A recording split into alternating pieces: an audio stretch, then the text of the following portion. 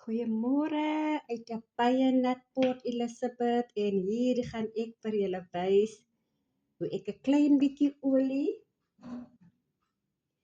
in 'n pan gooi,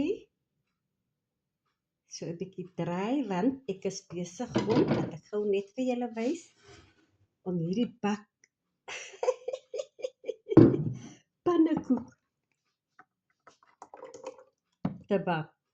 So ek wil my skoolkinders wat uit die skool uitkom, ons het gewoonlik kinders wat hier kom sit. Ek gaan so 'n bietjie ingooi.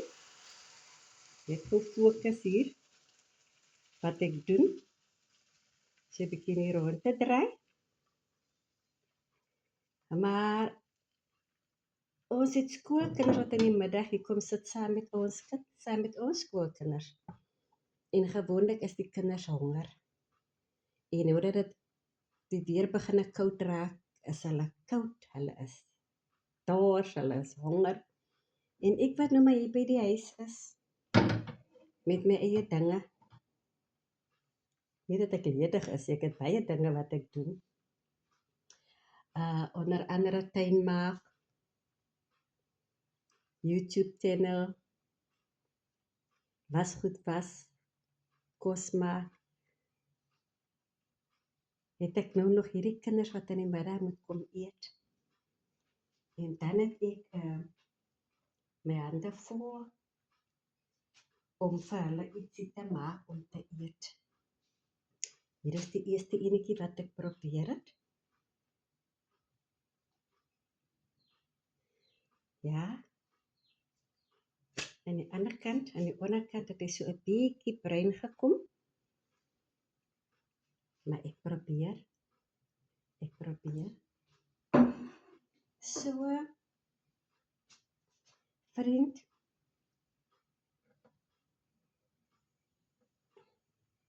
Ek dink die ander dag toe ek so in my tuin loop. Hoe voorbereid 'n mens moet wees. Ons ry een keer na my suster se huis toe in Nysna, amper sê Port Elizabeth.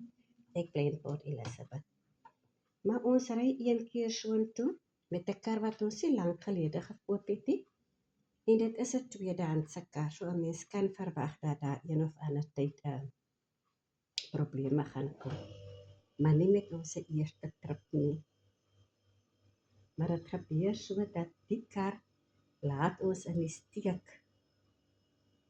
Hy laat ons in die steek omtrent so 15-20 kilometer onder korreksie buitekant Nysna. En my seun klim toe uit om te kyk wat die probleem is, maar nou gaan hy eers na die boot toe, want hy wil maar so die toolbox uithaal. Tot sy ontsteltenis is die toolbox nie in die boot nie. Iemand moes dit uitgehaal het en dit nooit weer teruggesit het nie. Maar die probleem waarmee ons sit moet nou opgelos word, want ons kan nie teen die pad die hele tyd sit nie. Daar is 2 seuns by ons, 3 seuns by ons in die kar. En sy vrou en ek. En weet, en hy het maar geprobeer en kyk wat hy kan doen, die bonnet is oop, en hy kyk, maar nou staan ek by hom. Gelukkig het ons 'n kan drinkwater wat ons vir onsself in die kar gesit het. Ons het nou die kar, die drinkwater. En ek van waar hy werk, is dit 4 warm, die stoom trek so uit. So warm is dit hier voor, by die engine. En my taak was nou om water oor sy hande te gooi, om daarom 'n bietjie verligting te bring teen die hitte. Uiteindelik het hy daarom die probleem opgelos. Vir die oomblik. En ons kon toe weer pad wat Nysna toe. Maar wat ek op daardie stadium besef het, terwyl hy werk, het my dogter die insurance gebel.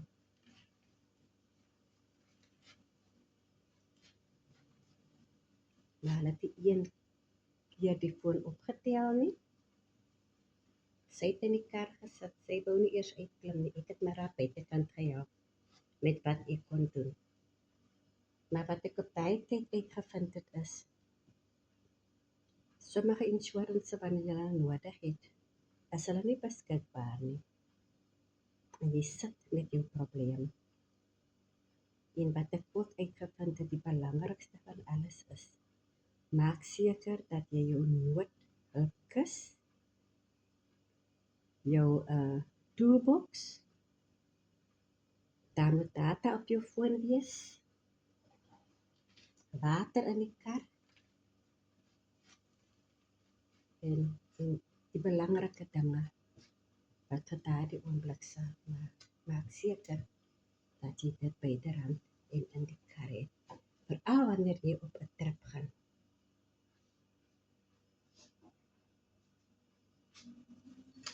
Is dit die tweede enetjie? So dit is maar al wat ek vir julle wil meedeel, vriend. Wees maar paraat, wees voorbereid vir die bis en die onbis. Ek is Maggie en vertel vir my wat julle ondervinding al was op die pad en hoe jy van hulp kon wees in so 'n situasie. Maar ons gesels weer tot 'n volgende keer. Totsiens.